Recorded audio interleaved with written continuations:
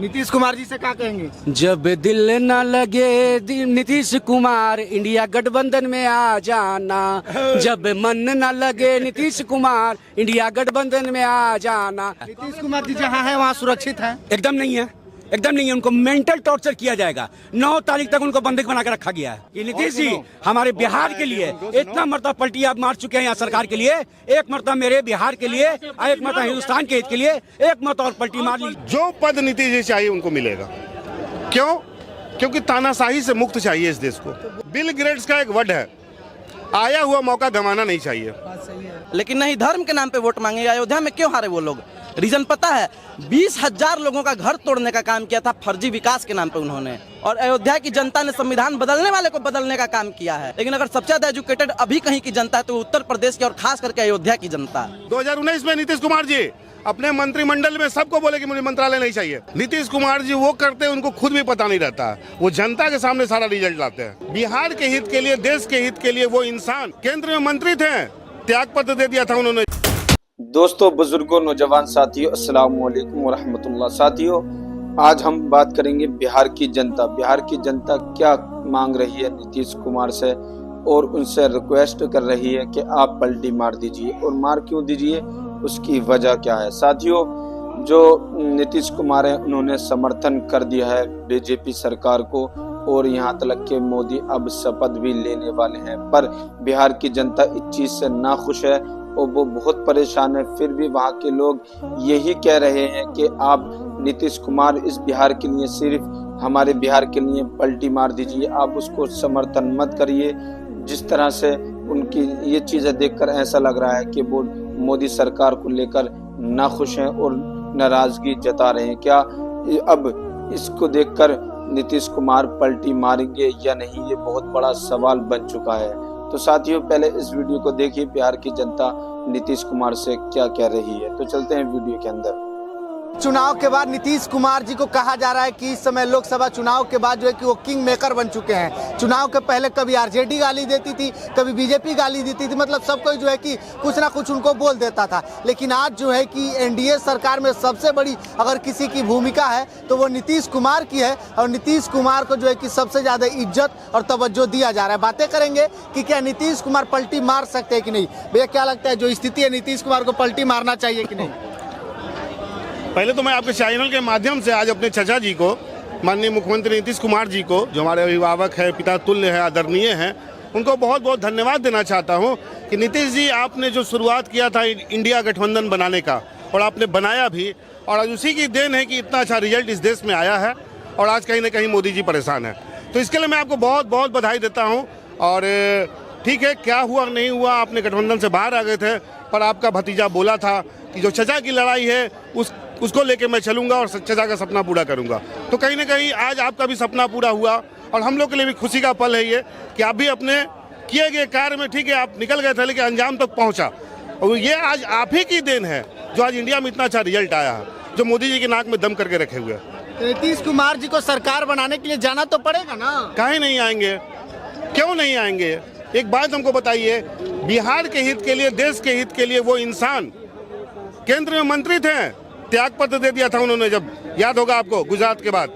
तो वो ऐसे लोग हैं, घबराइए मत, उनका सब फैसला हमारे बिहार के हित में होगा, हमारे देश के हित में होगा। लेकिन हमेशा पलटी मारते तो गाली सुनते हैं, इस बार पलटी मारेंगे तो गाली नहीं सुनेंगे। देखिए, एक बात पहले मैं आपको बता दूं, इस दुनिया में अगर सबसे बड़ा पलटी मार कोई है तो वो नरेंद्र मोदी जी है। वो कैसे जी? पता नहीं, 1 मिनट पहले वो क्या बोलते हैं, उसके बाद वो बदल जाता है। वो तो मन की बात हो सकता है, क्या जरूरी है? और कोई जरूरी थोड़ी है भैया कि अभी घोषणा हो गया। क्या बीजेपी संसदीय बोर्ड ने घोषणा कर दी कि हमारे मंत्री नरेंद्र मोदी जी रहेंगे? क्या मीटिंग हो गया? क्या उन्होंने किया घोषणा?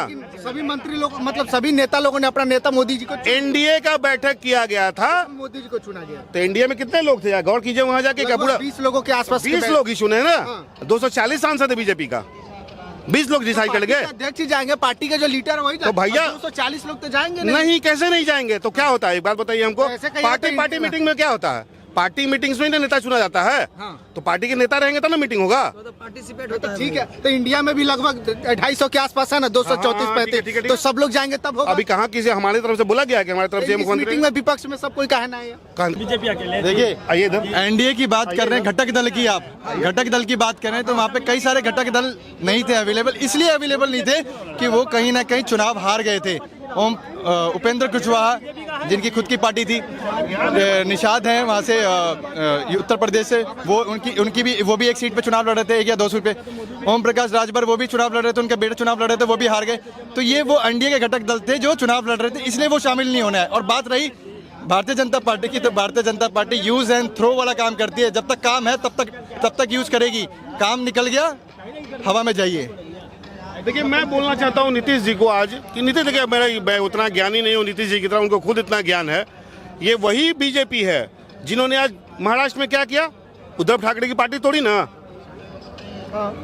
उनके साथ भी किया, नहीं उनके साथ भी पार्टी तोड़ा, फिर शरद पवार जी का भी पार्टी तोड़ा। बिहार में जब पिछली बार नीतीश जी पलटी मारे, मतलब पलटी नहीं, जब सरकार बदले थे वो, तो क्या बोले थे कि बीजेपी वाले हमारी पार्टी तोड़ रहे थे, बोले थे ना। तो क्या नीतीश जी को इतना ज्ञान नहीं है कि अगर 3 महीना भी नरेंद्र मोदी जी और अमित शाह जी रह गए अपने पद पे, तो क्या वो नहीं तोड़ देंगे पार्टी? ऐसे तो गलत नहीं तोड़ देंगे। कैसे तोड़ेंगे? सम्राट चौधरी का तोड़ेंगे कैसे? आपको बता दूं, जो महाराष्ट्र में खेला, जो मध्य प्रदेश में खेला, वही खेल सकते हैं नरेंद्र मोदी। अभी 3, ये आप नहीं, ये हम नहीं, ये कई ऐसे मीडिया के माध्यम से कई सारे पत्रकार बंधु हैं, वो बोल रहे हैं ये बात कि अगर 3 महीने अगर नरेंद्र मोदी की सरकार रहती है, तो नीतीश के खेमे के और चंद्रबाबू नायडू के खेमे के जो सांसद हैं उनको खरीद के अपने खेमे में शामिल करेंगे और इनको बाहर का रास्ता दिखा दिया जाएगा। देखिए, भाजपा कोई पार्टी नहीं है। भाजपा एक दीमक का नाम है जो धीरे धीरे अपने सहयोगियों को खाने का प्रयास करती है। आप देखिए, उड़ीसा में बीजू पटनायक जी का क्या हाल हुआ। बाहर से समर्थन करते रहते थे हमेशा, बाहर से शंख छाप था उनका, मोदी जी शंख बजा दिए उनका। आप ले लो, उसके बाद आप उठा के ले लो ना। हेमंत बिस्वा शर्मा आसाम के मुख्यमंत्री कहाँ से आए हैं? वो कांग्रेस से आए हैं। बंगाल में विपक्षी दल के नेता शिवेंद्र अधिकारी कहाँ से आए हैं? टीएमसी से। तो आप देख लो, बीजेपी का काम यही है। वो सही बोला ये बड़ा भाई, एकदम सही बोला ये बड़ा भाई। सम्राट चौधरी बोलते थे बीजेपी अकेले बिहार में चुनाव लड़ेगी, और अब बोल रहे हैं कि नीतीश कुमार की अगुवाई में विधानसभा चुनाव लड़ेगा। एक बात बोलूं बड़े भैया, मैं आपको बोलूंगा कि सम्राट चौधरी जी का बात ना किया करे। अब जरा एक बार जाके मीडिया से पूछे, बिहार के उप मुख्यमंत्री हैं। सुनिए तो बड़े भैया, पगड़ी काहे नहीं खोले अभी तक वो? उन्होंने क्या बोला था कि नीतीश कुमार को जब तक मुख्यमंत्री के पद से नहीं हटा दूंगा तब तक ये पगड़ी नहीं उतरेगी। किसकी बात कर रहे हैं आप? ये सम्राट चौधरी मुख्यमंत्री बिहार सरकार। और अभी सम्राट चौधरी अपना पगड़ी नीतीश जी के जूते में समर्पित कर दिए हैं। क्यों किया ऐसा बताओ? क्यों किया इसे बताइए। अपना पगड़ी जो है समर्पित कर दिए हैं सीधा। और हम एक ही बात कहेंगे, इतना जो है मुरेठा इसे बांधे रहते हैं ना, ये मुरेठा बांधते उनके दिमाग का नस जाम हो गया है। कि हार इसीलिए हुई, भाजपा की हार इस बार इसीलिए हुई क्योंकि उसने कर्म के नाम पर नहीं, धर्म के नाम पर वोट मांगा।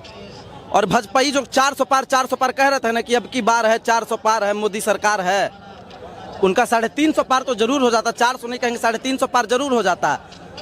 उन्होंने अगर धर्म छोड़ करके कर्म के नाम पे वोट मांगा होता, लेकिन नहीं, धर्म के नाम पे वोट मांगे। अयोध्या में क्यों हारे वो लोग? रीजन पता है? 20,000 लोगों का घर तोड़ने का काम किया था फर्जी विकास के नाम पे उन्होंने, और वहाँ के लोगों को रियायत ना दे करके विदेशी लोगों को वहाँ पे बसा रहे थे। 20,000 लोगों का घर टूटा। अगर एक घर में 3 वोटर भी है तो 20 या कितना 60,000 लोगों ने भाजपा को ऐसे ही वोट नहीं दिया। और फैजाबाद लोकसभा जो है वहाँ 50% से ज़्यादा आबादी ग्रामीणों की है, और ग्रामीण के जो युवा होते हैं वो ज़्यादातर नौकरी पे किस चीज़ के लिए निर्भर हैं? सेना के लिए, सेना पर निर्भर रहते हैं। और सैनिकों का क्या कि उन्होंने अग्निवीर ला करके सेना को बर्बाद कर दिया, तो उन बच्चों ने, उन युवाओं ने भी इनको वोट नहीं दिया। तो फैजाबाद में ये लोग इसलिए हारे, अयोध्या में इसलिए हारे। दूसरी सबसे बड़ी चीज़, लल्लू सिंह थे सांसद वहाँ के, उन्हीं का कहना था, अयोध्या के ही आदरणीय सांसद महोदय जी का कहना था कि 400 पार हम इसलिए करना चाहते हैं क्योंकि हमें संविधान बदलना है। और अयोध्या की जनता ने संविधान बदलने वाले को बदलने का काम किया है। और सबसे ज्यादा एजुकेटेड, मैं गर्व के साथ कह सकता हूं, पहले केरला के लोगों को मैं कहता था, लेकिन अगर सबसे ज्यादा एजुकेटेड अभी कहीं की जनता है तो उत्तर प्रदेश की और खास करके अयोध्या की जनता। नीतीश कुमार जी से क्या कहेंगे? जब दिल न लगे नीतीश कुमार इंडिया गठबंधन में आ जाना, जब मन न लगे नीतीश कुमार इंडिया गठबंधन में आ जाना। और देखिए नीतीश कुमार एक पढ़े लिखे व्यक्ति हैं, इंजीनियर हैं, वो सोच समझ के तय करते हैं। आप जान लीजिए कि 2004 से जो बिहार में विकास देखें, रोड देखें, नल देखें, जल देखें, और इतना तक कि जो लड़कियां घर से बाहर नहीं निकलती थी उनको साइकिल, बैग, ड्रेस, किताब देख के उनको स्कूलों तक पहुंचाने का कोई काम किया है तो नीतीश बाबू ने। आज नीतीश बाबू का कहीं चर्चा चलता है तो कहीं बोलते हैं नीतीश बाबू का नाम, तो वहाँ नीतीश बाबू का नाम नहीं आता है, वहाँ सुशासन बाबू का नाम आता है। क्यों? क्योंकि सुशासन बाबू को हिंदुस्तान में नाम अगर किसी को जानता है तो वो नीतीश कुमार है। और इंजीनियर चौथी फेल, इस देश का व्यवस्था गड़बड़ा के रख दिया। इंजीनियर अगर बैठेगा वहाँ पर तो इस देश, और सबसे पहले मेरे बिहार को, मैं भी बिहारी और नीतीश कुमार भी बिहार से, पहले बिहार को विशेष राज्य का दर्जा मिलेगा। हम चाहते हैं कि मेरा बिहार जो पिछला राज्य है सबसे पहला राज्य बन जाए। इतना डेवलपमेंट यहाँ पे हो, जब तक विशेष राज्य का दर्जा नहीं मिलेगा मेरे बिहार का विकास नहीं होगा। जब तक इंडस्ट्री नहीं आएगा, जब तक फैक्ट्री नहीं आएगा, जब तक लोग अपने घर में रह के नहीं कमाएंगे नहीं। तो मोदी जी ने क्या किया? मोदी जी की हार की सबसे बड़ी पहली वजह ये है कि मंच पर जितने बार चढ़े हैं वो मटन, मछली, मुस्लिम, मंगलसूत्र, मुजरा, मुगल, और आपको जाके मनीष कश्यप, इसके अलावा कुछ बात ही नहीं की है। सिंचाई पर, शिक्षा पर, रोजगार पर, सुरक्षा पर, आपको एजुकेशन पर, विकास पर कहीं बात नहीं की है। क्यों भाई, क्यों नहीं किए आप इस देश के प्रधानमंत्री थे, आपको इससे बात करना चाहिए था। कहाँ आप मटन और मछली में उलझा के रख दिए यहाँ के लोगों को? क्यों हिंदू मुस्लिम में भावना पैदा कर दी अब स्टेज पर चढ़ के? क्यों मुस्लिम का बात किए स्टेज पर चढ़ के कि आएंगे तो मंगलसूत्र छीन लेंगे? अरे मंगलसूत्र पे ज्ञान कौन देता है? जो 7 फेरा लेके मंगलसूत्र का वचन निभाता है वो ज्ञान दे तो अच्छा भी लगे। आप तो वचन नहीं निभाएंगे यशोदा बहन का, आप ज्ञान दे रहे हैं मंगलसूत्र का। क्या हो गया है मोदी जी? आपको किस दिशा में लेके जा रहे हैं राजनीति के हिंदुस्तान को? इसलिए उनको मुंह के खानी पड़ी है। इस बार जो जनता जो है, अब पहले हम बता चुके थे कि परिवर्तन संसार का नियम है। ये जो हिंदुस्तान में आबादी सबसे ज्यादा युवाओं की है, ये देश युवा से चलेगी। साथियों, अभी देखा होगा आपने बिहार की जनता क्या कह रही है। नीतीश कुमार से रिक्वेस्ट कर रही है और यहाँ तक के हाथ जोड़ रही है कि आप एक बार फिर पलटी मार दीजिए, जो आप पहले से करते आए हैं, फिर दोबारा वो काम कर दीजिए। इस चीज को देखकर लग रहा है कि मोदी साहब से बिहार की जनता कितनी नाराज है और किस तरह से नीतीश कुमार को टॉर्चर कर रही है, नीतीश कुमार से मांग कर रही है कि आप एक बार फिर से पलटी मार दीजिए, इंडिया को समर्थन कर दीजिए। पर नीतीश कुमार ने अब तो इंडिया को समर्थन कर दिया है और अब जो शपथ लेने वाले हैं मोदी साहब, वो 9 तारीख को शपथ लेंगे। तो ये भी देखना होगा क्या नीतीश कुमार फिर से पलटी मारेंगे या ये सरकार कब तक चलती है। और जो वहाँ के बिहारी लोग हैं, बिहार के लोग हैं, उनका कहना ये है कि इस सरकार की वजह से हमें जो समस्याएं हुई हैं, जो हमारे भारत के अंदर हमें समस्याएं पड़ी हैं, इसी सरकार की वजह से। तो साथियों, ये चीज देखकर वहाँ के लोग बहुत परेशान हैं। इसी वजह से नीतीश कुमार से वो कह रहे हैं कि आप फिर से एक बार और पलटी मार दीजिए, शायद इनको पता चल जाएगा इनकी औकात क्या है। तो साथियों, क्या नीतीश कुमार पलटी मारेंगे या नहीं, ये भी देखने का दिलचस्प वाकया है। क्योंकि अगर नीतीश कुमार पलटी मारते हैं तो भाजपा सरकार बिखर जाएगी और जो उनके हालात पहले थे वो हालात हो जाएंगे और उनका कोई भी नाम लेवा नहीं होगा। तो साथियों, आज की मेरी वीडियो कैसे लगी मुझे कमेंट करके जरूर बताएं और ये भी बताएं क्या नीतीश कुमार पलटी मारेंगे या नहीं। तो फिर मिलते हैं नेक्स्ट वीडियो में। अल्लाह हाफिज।